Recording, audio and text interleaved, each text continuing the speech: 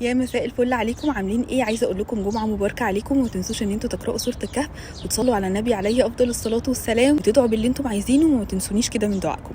طيب بما ان عيد ميلادي قرب، كل سنه وانا طيبه، قررت ان انا اطلع اقول لكم 4 نصايح مهمه جدا. الحقيقه ان انا السنه دي فرقت معايا جدا وتعلمت فيها حاجات كتير جدا، بس قررت ان انا اقول لكم كده 4 نصايح عشان الفيديو ما يكونش طويل كده حبتين 3 مننا، وفي نفس الوقت اكون ضيفه خفيفه لطيفه في الكام دقيقه دول. اول حاجه واهم حاجه اتعلمتها وهي فكره ان انت تحب نفسك، تتقبل نفسك زي ما هي. احنا بشر، طبيعي ان احنا يكون فينا عيوب وفي نفس الوقت عندنا مميزات. لازم نتقبل الوحش اللي فينا والحلو اللي فينا عشان اللي قدامنا يتقبل حاجه زي دي. لو انت شايف نفسك وحش في حته معينه، الناس هتشوفك وحش في نفس الحاجه اللي انت شايفها دي. لو انت شايف نفسك حلو ومميز في حاجه معينه، ودي الحاجه اللي احنا عايزين نركز عليها، خلي بالكم، الناس برضو هتشوفكم مميزين في الحته دي وهتبصلكوا على الحته دي. الناس بتشوف اللي انت شايف نفسك بيه. انت شايف نفسك حلو ومتقبل نفسك، الناس هتشوفك حلو. انت شايفه نفسك حلوه ومتقبله نفسك بكل عيوبك ومميزاتك، الناس برضو هتشوفك حلوه. وفي نفس الوقت العيوب اللي عندنا دي نحاول ان احنا نتصالح معاها ونحاول ان احنا نصلحها عشان نكون دايما الفيرجن الاحسن او النسخه الاحسن مننا.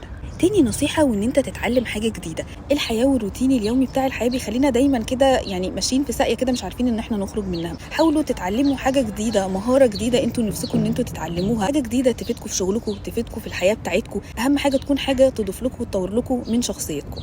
تالت حاجة وهي حاجة مهمة جدا حقيقي، يعني حسيت ان هي فرقت كده معايا السنة دي، وهي فكرة اتعلم تقول لا.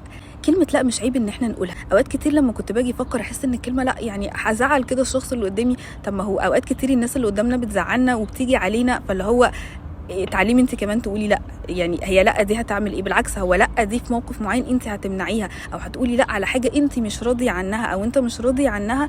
يعني في وقت من الاوقات هي بتكون كلمه ضروريه، فعادي ان احنا نقول لا. كلمه لا مش غلط خالص. عادي ان احنا نقول لا على اي حاجه احنا مش راضيين عنها في حياتنا، لان حقيقي كلمه لا مش غلط. كلمه لا في اوقات معينه لازم تتقال ولازم تتحط كده. رابع نصيحه وهي فكره ان انت تسيب اثر طيب في حياه الناس. تعلموا دايما ان انتوا تسيبوا اثر طيب في حياه الناس. احنا مش مخلدين في الدنيا دي وقاعدين فيها، احنا النهارده موجودين بس بكره الله اعلم هنكون فين. فنحاول على قد ما نقدر ان احنا نسيب اثر طيب، لو بكلمه، لو بموقف، لو بفيديو، لو ببوست، لو حد مثلا على السوشيال ميديا. اتعلم دايما ان انت تسيب مواقف حلوه في حياه الناس واثر طيب في حياه الناس. وبس كده، معلش ان انا طولت معاكم، بس حقيقي كنتوا وحشيني جدا جدا. ما تنسوش ان انتوا تقراوا سوره الكهف وتصلوا على النبي عليه افضل الصلاه والسلام كتير، وما تنسوش اخواتنا الفلسطينيين من دعائكم. السلام عليكم. وعليكم السلام.